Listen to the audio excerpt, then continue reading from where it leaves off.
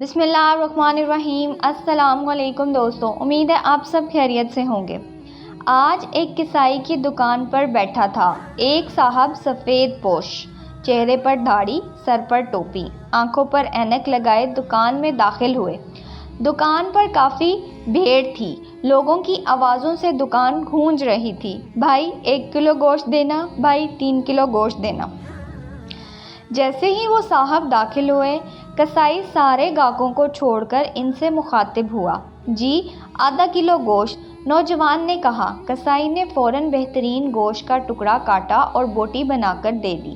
ان صاحب نے پیسے دینے کے لیے ہاتھ بڑھایا تو کسائی نے لینے سے انکار کر دیا۔ انہوں نے کہا، جاوید بھائی آپ ہمیشہ ایسا ہی کرتے ہیں۔ کسائی مسکرا دیا اور وہ صاحب دکان سے باہر نکل گئے۔ لوگ گلا شکوہ کرنے لگے، ہم کب سے کھڑے ہیں اور کسائی کو چربی چڑھی ہے، گاہک کی قدر نہیں ہے۔ میرا بھی تجسس بڑھا، میں دکان خالی ہونے کا انتظار کرنے لگا۔ گاہک نپٹا کر جیسے ہی کسائی فارغ ہوا، میں نے کہا 2 کلو گوشت چاہیے۔ پھر میں نے پوچھا، ابھی جو صاحب آپ کی دکان سے گوشت لے کر گئے ہیں، آپ کے کوئی قریبی رشتہ دار لگتے ہیں؟ سارے گاہک چھوڑ کر آپ نے ان کو گوشت دیا؟ وہ بولے، جی نہیں۔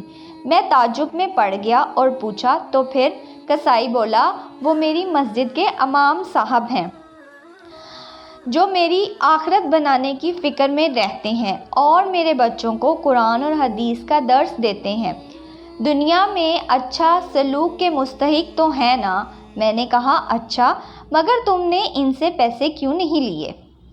کسائی پھر مسکرایا اور بولا، کیا تمہیں نہیں پتا مسجدوں کے اماموں کو کیا دیا جاتا ہے؟ اتنا تو صاحب آپ کے بچے مہینے میں پاکٹ منی لے لیتے ہوں گے۔ میں سوچنے لگا، واقعی بات تو ٹھیک ہے۔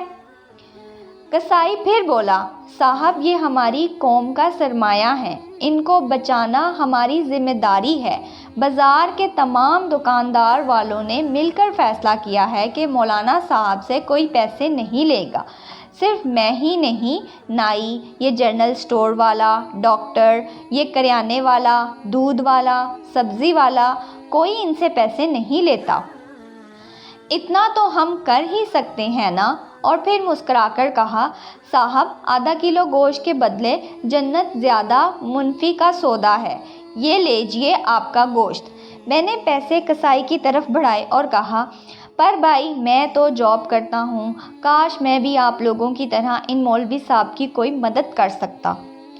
کسائی نے کہا، بہت آسان ہے، سامنے گلی میں مولانا نے سائیکل بننے کے لیے دی ہے، آپ دکان والے کو چیک سے بل ادا کر دیجئے اور اس سے کہہ دیجئے مولانا سے پیسے نہ لے۔ میں مسکرایا اور دکان سے نکل آیا۔ اس کسائی سے آج مدد کا ایک نیا سبق سیکھا تھا۔ یاد رہے دوستو، ان مولویوں میں بھی ہماری طرح کچھ برائیاں ہوں گی، یہ بھی ہماری طرح انسان ہی ہیں، لیکن یہ اس پر آشوب دور میں ہمارے دین کے ورثہ کے مکمل محافظ ہیں۔